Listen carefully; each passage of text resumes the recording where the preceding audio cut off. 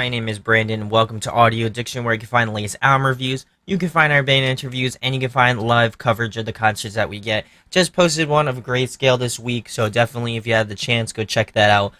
Trying to go see State Champs next week, so I hope to get either State Champs and Don Broco. Those are my two favorite bands on that tour. If you want me to get With Confidence and Against the Current, let me know as well. I will definitely try to get those, but I'm really stoked on State Champs and Don Broco. Those two bands, killer stuff. Also, just posted an album review at the beginning of the week for Grayscale as well, so if you haven't checked that one out, definitely do so. And we posted a few interviews, so check those out as well if you haven't. Also, if you enjoy what we do, make sure to hit that subscribe button. Also, make sure to hit that like button as well. Thank you guys for your unending support. I think we've passed, or we're really close to 55,000 views, which is insane. Still can't believe it. Thank you just for your immense support, guys. It really does mean a lot. Thank you for commenting, either if you liked it or if you didn't. Thumbs up in the video, thumbs down in the video, whatever. I do appreciate, your feedback and stuff like that. So thank you guys for that. But tonight we're going to be talking about Kingdom of Giants' new record, All the Hell You've Got to Spend. Unable to say what you're moving toward. This isn't a change, it's a disorder. Ego manifests, defenses, governance again and again. So I've heard of this band for some time now. They signed with In Vogue for their last record, Groundweller, and I knew them even prior to that. I know that the first song that I ever listened to, Kingdom of Giant, was MJ Returns. Probably one of my favorite songs still to this date. Really love that song. So I've been following them for quite some time. I really like Groundweller. If you'd like me to do a review of that, I have a new series coming up that I'll be doing older albums that have come out, and I didn't have the channel at that time, but I could do a review on. So that might be a on and off sort of a thing. But getting back to the review portion, just really enjoy this band. I was really excited that they were working on a new record, and all of the features that they've had on this record so far I've really liked, especially JT, but I'll get into that later. I'm going to go through all the tracks, what my pros and cons are about them, just what I liked, what I didn't like, and then just an overall pros and cons, and then I'll give a rating of the entire record. So we'll get into the first track, which is Cash Out, one of my favorite tracks off the record, without a doubt. I really like that real ambient, spacey sort of intro, then just all the instrumentation kicks in after that, the drums, the bass, the guitars, even the vocals. It was just planned out very well, and I really enjoy that. Dana definitely has that interesting scream to him, but I really like it, and I think it's definitely something unique to him. He just has that kind of sound that you attribute to his screaming, so I really enjoy that. I really like that he's mixed both cleans and screams in this track as well. I know he was an advocate of cleans for the last record, Groundweller. Maybe not as much, but I definitely like that he's kind of pushing his limits in terms of that. I wouldn't say it's groundbreaking in that sense, but I definitely like that he's being expansive and diversifying himself. But I really enjoy that. This track definitely has some Invent Animate vibes to me. It has that sort of genty, sort of bouncy feel to it. The breakdown at around the 2 minutes and 30-second mark is heavy, but it definitely lacks kind of a groove to it. It's kind of very straightforward. Somebody may have mentioned Architects, and I could definitely kind of get that feel to it in terms of just the songwriting skill and just how the structure of the tracks are. It feels very architecty, if that's even a word. I feel like the chorus definitely has a hugeness to it. I don't even know if that's a word, but I'm going to use it anyway.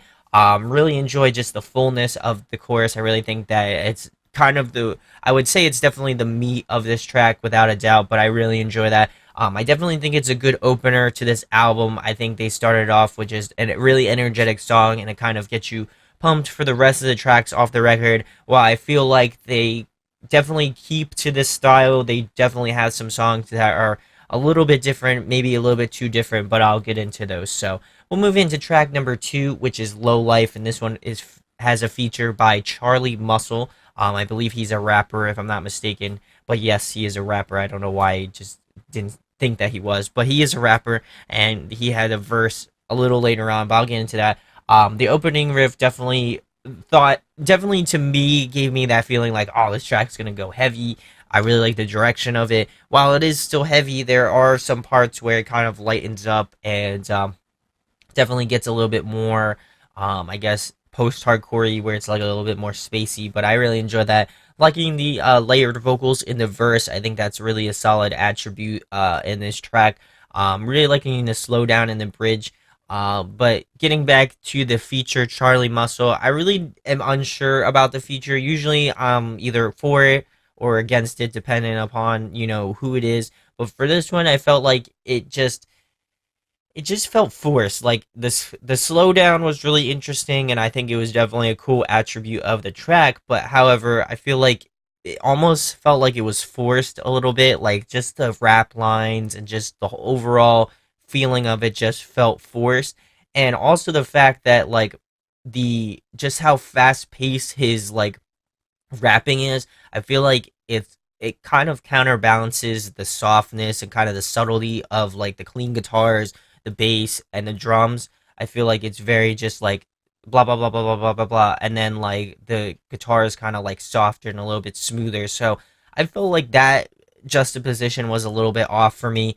But I'm really I don't know, just I just am not sure about it. Maybe it just I would have to give it a few more listens, but at this current time, I really felt like it was just not needed at all. Or if they shortened up maybe the bridge and then just completely didn't even do the rap part. Because I feel like sometimes it works and sometimes it doesn't. In this case, I definitely don't feel like it worked too well. It just, again, didn't feel natural. It just felt very forced and very like, oh, we got to put a feature in this track. Let's put this guy in here. So, definitely wasn't feeling that one, but we'll move it into track number 3, which is Damaged Goods. This is, I believe, the second single. Motif was the first one, but Damaged Goods, probably my favorite track off the record. Definitely has that just groove to it. Really loving the lead guitar intro, and then just kind of just travels into everything else, including vocals.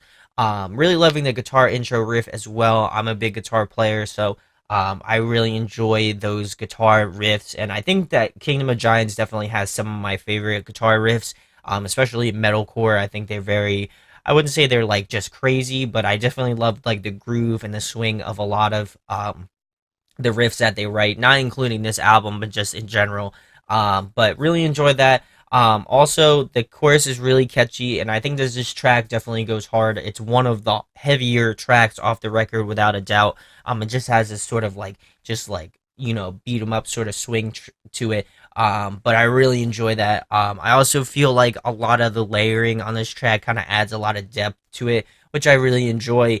And I also enjoy the lead work in the breakdown. I think that just adds a nice little accent piece to the breakdown. It doesn't feel like, oh, well, there should be something there. It's definitely they filled that gap, and I think that that definitely made that breakdown for me without a doubt. And I would say this one is one of the definitely one of the top tier tracks off this record, without a doubt. So we'll move it into track number 4, which is "Bored to Death," another one of my favorite tracks. This one definitely starts off with a bang as well. It gets you right into the track and just makes you feel everything. It definitely has that menacing and relentless feel, as I was saying. It just wants you to just go in. So really enjoy that. I really enjoy the bouncy guitar riffs, as I've been mentioning. They just have been absolutely killing it with just the overall just craziness of the guitar riffs. Not like technically, but it just makes you want to move and makes you want to do like some just mosh in your house. So I really enjoy that. I really enjoy that Dana is doing a lot with his vocal range, just in terms of cleans and screams. I really think he's done a lot in terms of, really expanding his screams as well as expanding his clean range. And I really enjoy that. From like yells kind of to like Sam of Architects kind of yells, which I really enjoy, and then his cleans have just become a little bit better over time. So each track, I definitely have grown to like his cleans more and more. So really enjoyed that, and I really enjoyed the the additional leads into the outro, and I think they definitely finished this track strong. And I think that's why I really enjoyed "Bored to Death" a lot. It just has that sort of just strong feeling to it. Initially when you just kick it in, and then it goes hard, and then it just finishes off very well. So we'll move into track number 5, which is Runaway. This was probably the third single that they released. Um, Definitely a more interesting track off the record. I said that they kind of went into a little bit of different territories in certain tracks. This is one of them. It has this cool cleans and ambient guitar intro, which I really enjoy. I definitely like the more ambient approach to this track in particular, especially with the four singles that they released. They definitely kind of hit everything that they wanted to hit and kind of showed off what different styles that they were going to do. So definitely in that regard, I like that. Definitely Dana's cleans, showing off more of his cleans than his screams, without a doubt. Definitely liking the addition of grit in terms of his clean vocals. Obviously, he's a screamer, so that kind of goes hand in hand. But I really enjoy that, just that he's bringing that sort of like essence of scream in there with his cleans. Instrumentally, I felt like this track was a bit bland in comparison to a lot of the other tracks on this record. I know that they were kind of going for a different approach, a little bit softer, but I definitely feel like they could have spiced it up a little bit more, in my opinion. And I definitely am glad that they are trying different things, while they aren't too far from what they are known for. I definitely like that they're doing something different and that they're kind of adding new things to their arsenal. I think that definitely shows not only in this track but a lot of the tracks off this record, just their diversity. So we'll move into track number 6, which is Shade. It's a cool little interlude track. I definitely feel like it adds additional atmosphere to the record without a doubt. It just has this sort of filler sort of a thing, not in a bad way, but it definitely has that sort of filler aspect to it. But it definitely kind of leads into the seventh track, which is Tunnel Vision, featuring JTKV of Era. This is the last single that they released. It was probably the most recent single that they released, and it's definitely one of my favorites. Really loving that distorted intro where it's just everything kind of comes in and comes just guns a blazing, as I would say. Instrumentally, it definitely hits like a truck, and then just with the vocals on top of that, it just kind of blows you back. In my opinion, I think this is one of the stronger of the singles. It's really tough. I definitely liked all three of the heavier ones. Runaway, kind of on the fence about, but I enjoyed it nonetheless. But getting back to Tunnel Vision, definitely on the heavier side of the album without a doubt. But definitely like the second verse versus the first one. I think that they both are solid, but I definitely felt like I was grooving much harder in the second verse part. Definitely feel like JT always does a great feature. However, I felt like it was kind of stupid to put him at the end. I feel like if he was kind of mixed throughout and then had that end piece, that would have been solid, I think. I mean, that's obviously expecting a lot, but I felt like if they kind of did like maybe like a dual scream together towards the end of the track, and then JT just had his own sort of lines towards the end, I feel like that just would have just hit home and definitely would have been my favorite track off the entire record, if they decided to go that route. But I felt like it was just kind of like thrown on there. Not to say it wasn't. I don't know. I wasn't there, but in my opinion, it definitely had that like, oh well, let's put a feature on there kind of a thing. Same, very similar to the Charlie Muscle thing, but I felt like JT executed it much better than Charlie. No offense, but I felt like they could have incorporated him a little bit better. So we'll move it into track number 8, which is Lost Cause. This features Daniel Galley of Phineas. He does a guest guitar solo, which I thought was really cool. I love when bands do that, more or less than the vocals. I do like vocal features, but I definitely like when bands kind of add different members from other bands outside of the vocalist. So it was cool to see him have a little spotlight in this track. Lost Cause is definitely one of my favorite tracks off the record. It has this sort of great drum parts. If you're a drummer, I feel like this track will kind of stand out to you. It really has this sort of odd time signature, in my opinion. It doesn't feel like it's in like a regular sort of standard like punch, punch, punch, punch. It feels very like off, but in a cool way. So I definitely like that they're again doing something different. Definitely some of my favorite riffs are on this track. Without a doubt, I feel like there's a nice balance between cleans and screams. Without a doubt, I'm really liking this slowdown in the bridge. I think it's really solid. It has this very cool ambient, ethereal feeling to it. And Dan Solo, he does an awesome job. I didn't expect anything less. He's an amazing guitar player from Phineas. So if you haven't checked out that band, I would highly recommend doing so. But I feel like his feature was well warranted, and he did an amazing job. So we'll move it into track number 9, which is Motif. One of my favorites as well, and one of the first singles that they released off this record. This one also hits very hard. Definitely reminds me of tracks off Groundweller. So if you liked Groundweller, I would say this one is probably the most familiar. I know they released this one like well before the album was kind of completed. But definitely enjoy this one a lot. I enjoyed the cleans on this track as well. I think the break in the bridge was definitely a cool little piece. And then the breakdown at the 2 minutes and 40-second mark ish. Definitely love the lead works on that as well. I like that they're mixing leads with breakdowns. I definitely feel like it adds a nice little flavor, a nice little like definitely diversifier in terms of breakdowns concerned. So I really enjoy that about this track, and I would definitely say this is one of the stronger of the singles. I'd probably have to say the least strongest to me, in my opinion, is "Runaway" still. But all three of the other ones were really close. "Tunnel Vision," "Damaged Goods," and this one. I think they were all really kind of neck and neck for me. So we'll move into track number 10, which is "Speakeasy," one of my favorite tracks as well. Another really cool guitar intro as well. Really loving the additional layering in this track. I think that they would definitely benefit from a little bit more of that throughout the record. In my opinion, I felt like some parts definitely needed it. But really enjoyed that, especially in the intro and the first verse. I feel like you can definitely tell that they had some additional parts in there, but it definitely kind of added to the overall aesthetic of the track. The chorus is definitely really cool. I feel like it has a groove and a bounce to it, just this whole track in general does. Really liking the stutter effect into the chorus, the second chorus.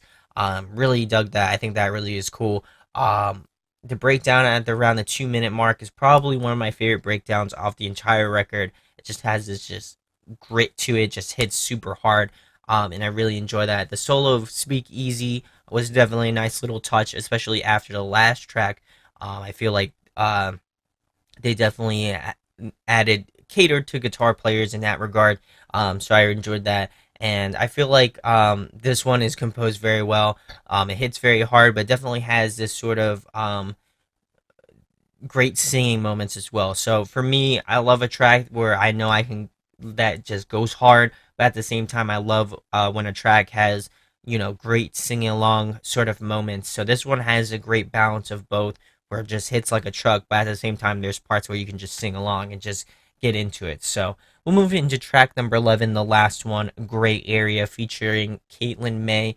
Really enjoy Caitlin's voice. She has definitely a cool, unique voice to her, and I think paired with Dana's at certain parts, definitely has this sort of cool feeling to it. Really liked her band a lot. The name escapes me at the current moment. If I can remember, I'll put it up on text right now. But really enjoyed her band a lot.